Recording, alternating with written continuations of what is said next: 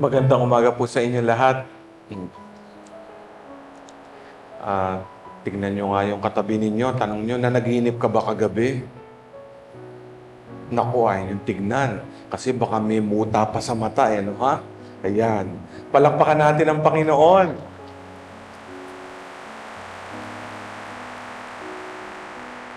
Alam nyo yung mga kwento ng ating mga pagbasa ngayon ay tungkol sa pangarap, no? Alam nyo yung unang pagbasa ay mula sa aklat ni Propeta Jeremias. Katulad ni Propeta Isaías, no? Ang nilalahad ni Propeta Jeremias ay pagbibigay pag-asa sa bayang Israel na nooy sinakop ng mga pagano, no? At alam naman natin, itinapon sa disyerto sa Babylonia para bagang parusa ng Diyos. Kaya yung bayang Israel, may pangarap yan. Ang pangarap nila, makalaya, no? Makalaya sa pagkakatapon sa ilang. Pangarap nila, makabalik na, no? Sa kanilang bayan, no? At napakaganda nga po, no? Dahil hindi lang pangarap nila ay makauwi, no?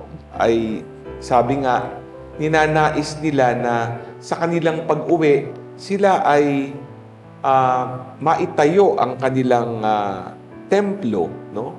Kaya sinasabi nga dito, no, bukod sa kanilang pamumuhay ng maayos, no, muli silang makakasamba.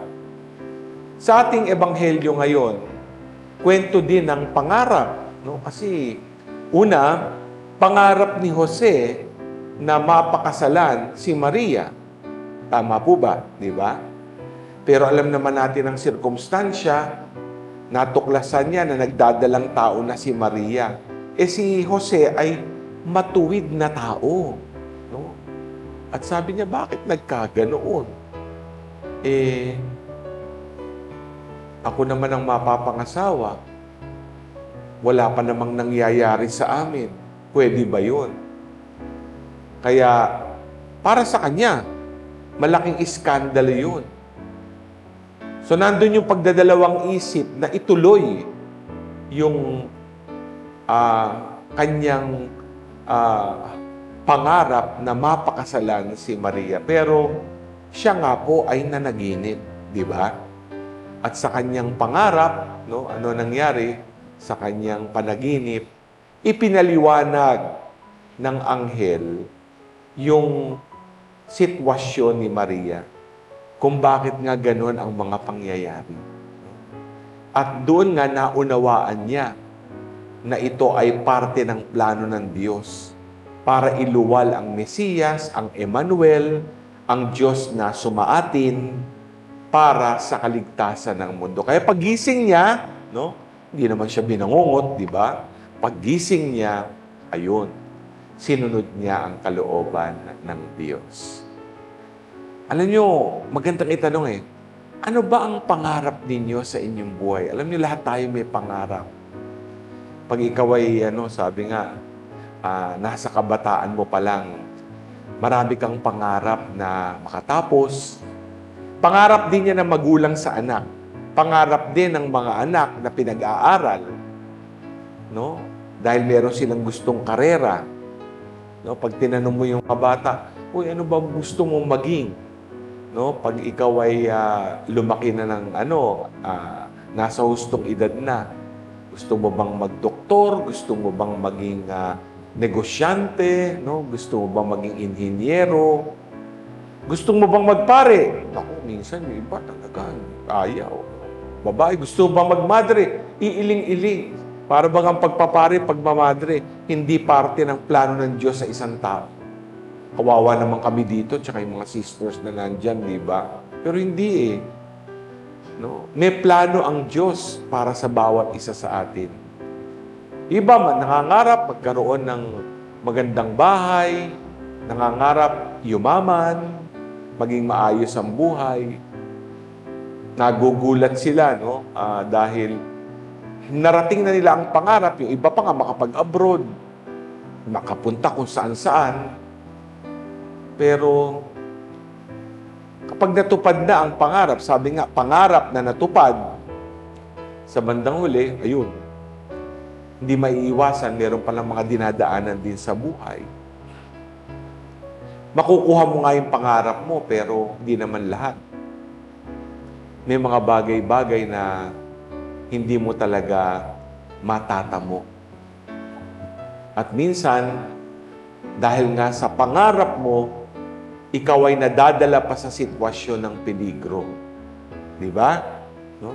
Huwag ka masyado magpayaman, baka makidnap ka. Pwede ka nga mayaman, magkakasakit ka naman. O, paano yun? Ano ba ang dapat nating pangarapin? Maghahain po ako ng 3. Una, sana ang pangarap natin mapalapit sa Diyos. Di ba? Yan ang pinakamahalaga eh. Bakit tayo naririto, nagdiriwang ng misa? Bakit tayo nagmimisa di Gallo? Kasi sa kalooban natin, gusto natin, malapit tayo kay Lord. No? Sabi nga, when you're close to the Lord, nothing can go wrong. Minsan nga, may gusto kang malapitan, gusto mong maging malapit sa isang tao, nagkakanda, problema ka pa na hindi mo inaasahan. Pero pag malapit ka kay Lord, may kapayapaan sa iyong puso. Di ba? Kasi siguro yun ang pangarapin mo. Pag malapit ka kay Lord, no? Alam mo, lahat ng iniisip mo, lahat ng nasa puso mo, pati sinasabuhay mo, ayon kay Lord. Ayon sa kalooban ng Diyos. Katulad ni Jose. Di ba sa ating ebanghelyo? Si San Jose, matuwid na tao, malapit siya sa Panginoon. At ang nais niyang gawin, sundin ang nasa batas ng Diyos. Kaya pag malapit ka sa Panginoon, sabi ko nga, alam mo matuwid yung iyong landas. Ikalawa, pangarapin mo, no, na ikaw ay magkaroon ng, sa araw-araw, pagbabagong buhay kay Kristo. Tayo po'y marupok. Makasalanan po tayo. Marami po tayong pagkukulang. Sabi nga, marami tayong kapintasan. Kala nga natin si Jose, basta, ayun, matuwid na tao. Pero nakakatawag pansin, nung naharap siya sa isang krisis, no? Bagamat tama naman yung nasa isip niya, natatakot siya sa iskandalo. Di ba? Ayaw niyang mabahiran yung kanyang reputasyon. Siguro sasabihin ng mga kapitbahay niya, kaibigan niya, ba't ka ikakasal sa nagdadalang tao? Hindi sa'yo yan. Pero ayun, sa panaginip na unawaan niya kung bakit. Marami tayong mga ugali na dapat din baguhin sa ating sarili. At dahil tayo makasalanan, sa araw-araw, dapat nagbabagong buhay tayo sa Diyos. Anong ninanais natin? Dapat pangarap natin, matularan natin si Kristo sa Kanyang salita at sa Kanyang gawa. Pero meron pa pong ikatlo. No? Anong dapat mo pangarapin sa buhay? Parang pangarapin mo na makarating ka sa langit. Diba? Yan ang talagang ultimong hinahangad natin sa buhay. Langit. No? Ang direksyon ng buhay, Diyos. At anumang oras, kapag tayo tinawag ng Panginoon, ready tayo para makapunta sa Kanya. Kasi di natin alam kailan tayo tatawagin ng Panginoon. Pwedeng mamaya, pwedeng bukas. Palagi ko na ikakwento, may nakausap ako, gusto mo ba makarating sa langit? Opo, pero hindi ako nagmamadali.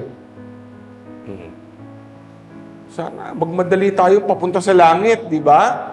Ibig niya, pag nasa langit ka na, wala ka ng problema. Kasama mo na ang Diyos, kasama mo na si Maria, lahat ng mga santo't santa, makakanig mo na si San Antonio Abad. No? Ayan, nasa langit ka na. At yun ang minimithi natin. Alam nyo ba, bilang binyagan, nung tayo binyagan, natanggap na natin yung pribilehiyong yan mula sa Diyos. Dahil sa rito ng binyag, yan ang nasasaad. Tayo mga anak ng Diyos. Ano ba yan? Tagapagmana ng kaharian ng Diyos. Di ba? Napaka-bless natin. No? Hindi lahat. Yan ang natatamo. Minana na natin ang langit. Eh dahil minana natin ang langit, yan ang ating mithiin. Yan ang ating pangarap. Di ba? Ayan po, no, mga minamahal na kapatid. No? Marami pang pangarap sa buhay, pero yung 3 minungkahi ko, maaaring pagnilayan po natin, mapalapit sa Diyos, palaging nagbabagong buhay kay Kristo, at makarating sa langit. Pag yan ang ating pangarap, po, sa totoo lang, wala na tayong pangangarapin pa. Dahil lahat yan ay patungo sa buhay na walang hanggan. Amen.